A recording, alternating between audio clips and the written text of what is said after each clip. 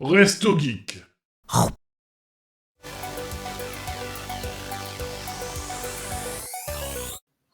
Prochain sujet, qu'est-ce qu'on a en prochain sujet?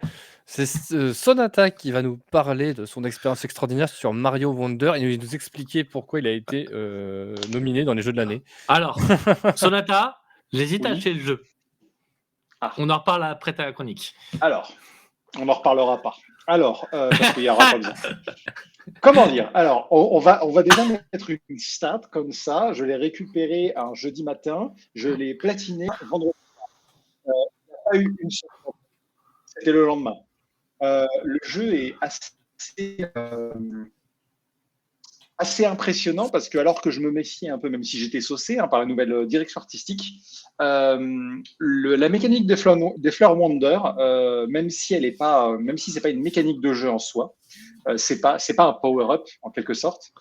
Au final, c'est quelque chose qui va changer tous les niveaux et qui va indiquer quand vous la trouvez, parce qu'en plus elle est cachée parfois, qui va changer complètement les règles et qui va foutre un bordel monstrueux. Ça peut aller de la transformation de votre personnage à on change comment les sauts fonctionnent, à des effets stroboscopiques de fou, et parfois juste à des petites zones plus restreintes dans lesquelles il y a des mini-défis. Sauf qu'en fait, ce qui rend le jeu intéressant, c'est que toute la partie de base du jeu est plutôt classique. Elle est notamment aidée par une direction artistique complètement dingue et un sound design complètement dingue. Et les fleurs, en fait, sont toujours différentes. J'avais peur qu'on ait une dizaine de cas de Fleur Wonder, Ouais. et qu'au final ce soit juste niveau en niveau, pas du tout. Genre les trucs de couleurs là, dans Sonic Colors, quoi. Exactement. Et en fait, pas du tout. Il y en a plein de différentes. La plupart des transformations n'arrivent qu'une ou deux fois. Et en fait, c'est un bordel monstrueux. Ensuite, dans ce qui m'a étonnamment fait apprécier le jeu, c'est son monde spécial. Il est hard, mais genre vraiment. Et c'était plaisant parce que ça fait longtemps qu'on n'a pas eu un monde à la Super Mario Bros 3 qui était vraiment bien exigeant. Il y a deux jeux. Il y a ceux qui vont faire le jeu. Bien exigeant, t'as pas joué avec Stalas, toi, hein.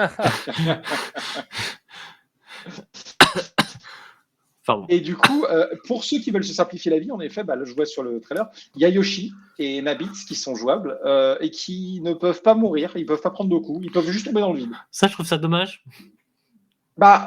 Alors. Je trouve ça dommage que ce soit Yoshi parce qu'il y a beaucoup de gens qui aiment Yoshi et du coup qui auraient peut-être voulu jouer, mais avec la difficulté. Certes. Ensuite, mais je dirais que ça fait. Parmi les défauts du jeu, je dirais qu'il y en a deux. C'est pas des défauts majeurs, mais il y en a un des deux qui m'a un peu gâché mon expérience. Alors, le premier, c'est pas un petit défaut d'un certain point de vue, c'est le multijoueur. Il est un peu à chier. Alors, la formule se dit être. Alors, je sais pas si je vais booster le son parce qu'en fait, je ne m'entends même plus. Quand tu dis multijoueur, c'est le multijoueur en LAN? Enfin, en écran scindé? Alors, je vais parler du multijoueur Internet parce que j'ai pas joué j'ai pas fait de partie en local parce qu'à la base, c'était avec une pote. Je l'ai acheté en même temps qu'une pote et on s'est dit, viens, on y joue ensemble. Et du coup, vous avez dû voir sur les trailers qu'il y a ce mode multijoueur où il y a des fantômes. Alors, comme c'est une évolution un petit peu de Mario Wii, dans lequel on pouvait jouer à 4 en local, ce qui était super fun, qui est un bordel monstrueux. Sauf qu'en fait, quand vous jouez en ligne, c'est même pas comme Mario Kart, vous ne pouvez pas jouer en ligne ensemble. Vous ne pouvez pas jouer à plusieurs personnages, même avec vos potes, ensemble. Si vous voulez jouer physiquement ensemble, en ligne, alors il faut être uniquement en local. En ligne, en fait, vous ne voyez que les fantômes de vos personnages. Et du coup, c'est une régression par rapport à Mario, celui qu'on a fait avec Stalas. Non, même on en a fait un en 3D live. World. Ouais, 3D World, on l'a fait avec Stalas. Et du coup, on l'a fait. Il y avait 90s et moi sur la même console et Stalas en ligne. Alors, pour l'anecdote, on a joué peut-être 1 heure à Mario Wonder avec ma pote et ensuite on est parti sur 3D World parce qu'on voulait jouer ensemble en fait. Et du coup, on est parti sur 3D World, qui est un jeu juste incroyable. Oui. Et en fait, Mario Wonder, le multijoueur, il est un peu étrange parce que vous avez des fantômes, vous pouvez faire des courses avec les fantômes. Il y a un bloc en début, ça déclenche une course pour tous ceux qui sont là. Vous pouvez être à 4 ou même plus par niveau. Et en fait, vous pouvez vous déposer des checkpoints qui permettent de vous ressusciter. Alors, je vous avoue que pour faire l'ultime niveau du jeu, qui est l'ultime défi, s'il n'y avait pas eu le multijoueur, je crois que j'aurais probablement rage quit. Parce qu'il m'a sauvé le fiac plus d'une fois. À part ça, à part cette interaction de se sauver les fesses, il n'y a rien. Et c'est là qu'arrive le deuxième défaut du jeu. Il y a trop de personnages. Ah ouais. Alors, je vais vous expliquer pourquoi c'est un peu étrange. Les personnages n'ont aucune différence. C'est pas comme dans Mario 3D World où Peach est plus lente mais peut planer, etc. Non, sérieux? Les persos sont tous les mêmes. Oh. Par contre, C'est juste ils des ont skins créé en des gros, quoi. petits niveaux. Alors, il n'y en a pas beaucoup, mais ils ont créé des niveaux qui sont des niveaux qu'ils ont appelés les niveaux de recherche. Et en gros, il y a plein de blocs qui permettent de trouver 5 pièces qui vous donneront du coup la graine du niveau. Sauf qu'en fait, tous les blocs sont invisibles et seuls des personnages spécifiques peuvent voir les blocs. Oh. Sachant que si vous voulez changer de personnage, il faut quitter le niveau. Ouais.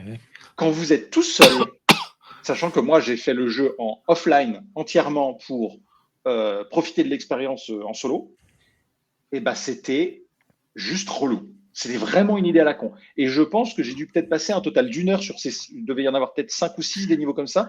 J'ai dû passer 1 heure sur tous ces niveaux juste parce que je galérais à trouver certains secrets. Et juste parce que c'est un bloc invisible planté dans un pixel du décor. Donc c'est un peu dommage. C'est un peu dommage parce que pour un jeu qui en plus du coup a créé des niveaux orientés multijoueurs, bah, ils nous permettent pas de faire du multijoueur avec des potes. Donc j'ai trouvé ça complètement con. En toute honnêteté, c'est les seuls défauts du jeu. Musicalement, c'est super. Surtout que la musique s'adapte à vos mouvements. Et quand vous êtes en transformation éléphant, la musique se met à jouer de la trompette. Il y a des niveaux musicaux qui sont juste ouf. Les niveaux sont tous magnifiques.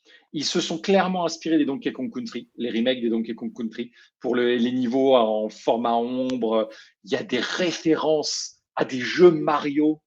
Une référence incroyable à Metal Mario 64, des refs. Vous aimez les refs de Mario, vous avez fait tous les Mario, il y en a des milliards. Il y a des persos qui reviennent de vieux jeux, il y a des nouveaux ennemis aussi.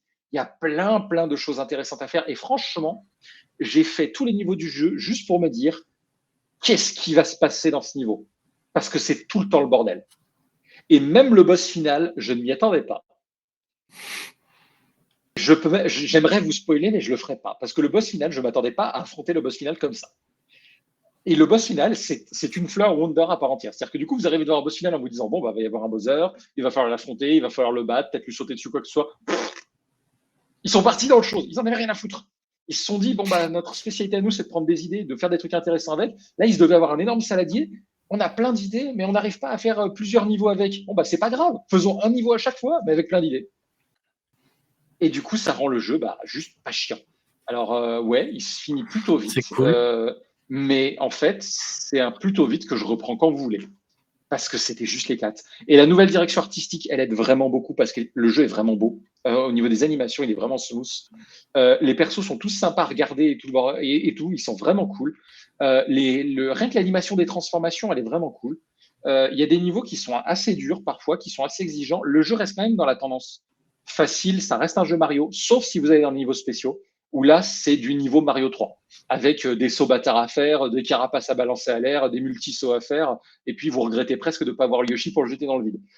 Donc voilà, je recommande à 100% si vous aimez les jeux de plateforme. C'est un excellent jeu de plateforme. Il y a beaucoup de gens qui disent c'est le meilleur jeu Mario 2D qui existe actuellement. Je suis d'accord. J'ai fait tous les Mario qui existent jusqu'à maintenant. C'est actuellement le Mario que j'ai le plus apprécié en termes de jeu. Et pourtant, j'adore Super Mario World. Mais parce qu'il a ce côté, il te surprend tout le temps. À voir peut-être si dans un an, je le refais. Parce que c'est un jeu qui m'a duré quoi. Chat se rejoint sur la difficulté aussi. Il le trouve plus dur que les anciens Mario Bros. Qui a dit ça? Chat dans le chat. Une amie à moi. Salut. Qui a acheté le jeu aussi. Je trouve plus dur que les anciens Mario Bros. Alors, sur les niveaux de base, il y a certains niveaux qui mettent vraiment du fil à retordre, et je suis d'accord sur les niveaux spéciaux. Notamment, donc vous avez plusieurs niveaux spéciaux, et il y a 2 gros niveaux spéciaux finaux.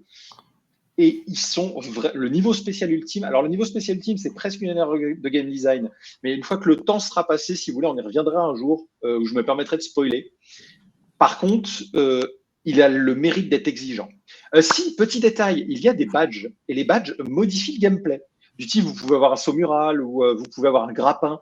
Et ces badges sont vraiment intéressants. Alors, il y a des gens qui disent « Ouais, mais ça simplifie le jeu ». Je suis moyen d'accord. Parce que moi, j'étais très content d'avoir mon badge de double saut. Parce qu'en fait, ça m'a pas empêché de crever. Et alors oui, si tu veux faire le jeu en vanille, tu peux faire sans badge.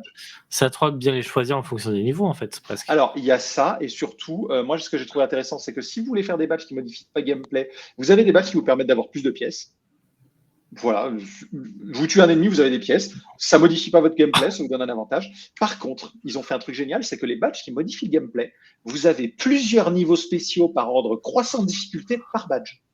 Et du coup, vous avez des expériences, encore une fois, différentes. Avec un niveau où vous devez enchaîner des coups de grappin dans le vide. Avec un niveau où vous devez faire des super sauts. Il y a des badges qui vous obligent à courir tout le temps. Il y a des badges qui vous obligent à sauter tout le temps. Vous ne pouvez jamais vous arrêter de sauter. Et du coup, ça rend le truc vraiment, vraiment varié au niveau gameplay. Et ça a été un plaisir là-dessus. Voilà, donc Mario, encore une fois, je ne sais pas comment ils font, je ne sais pas qui travaille chez les game designers de Mario et les level designers de Mario, mais ils sont sales parce que ils arrivent toujours à se renouveler. Et pour terminer, on en avait parlé à un recomptoir précédent. En fait, t'as l'impression qu'ils font un truc classique. Ouais. Mais en fait, non. Et du coup, j'ai redonné sa chance à Mario Odyssey après avoir fini Mario Wonder. Et j'ai aimé. Comme quoi, Mario, il est imbattable. Et ben, écoute, on en parlera peut-être le mois prochain, mais du coup, est-ce que il mérite sa nomination au jeu de l'année là? Alors, ouais, il mérite sa nomination au jeu de l'année, notamment dans la catégorie jeu de plateforme, c'est sûr. Voilà, mais vraiment le jeu de l'année, il est dans le jeu de l'année 2023, dans les nominés des 6, à la place d'un Starfield, FF16 ou alors, si tu vois. FF16, malheureusement, je ne l'ai pas testé. À la place de Starfield, franchement, c'est sûr. Oui, voilà. À la place d'un Starfield, c'est sûr. Qu'est-ce qu'il y a comme gros? Vous avez des noms à me donner sur les nominations de l'année? Alors, t'as Alan Wake 2, Baldur's Gate 3, Spider-Man 2, Resident Evil 4, Remake, ce Mario-là, et Zelda Tears of the Kingdom.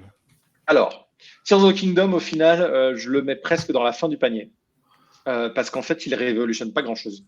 Mario Wonder... c'est un remake aussi, c'est pas... Alors, j'ai pas envie de dire qu'il révolutionne le jeu de plateforme, parce que c'est pas vrai. Par contre, il arrive à le diversifier. Et pour ça, il mérite une nomination du jeu de l'année.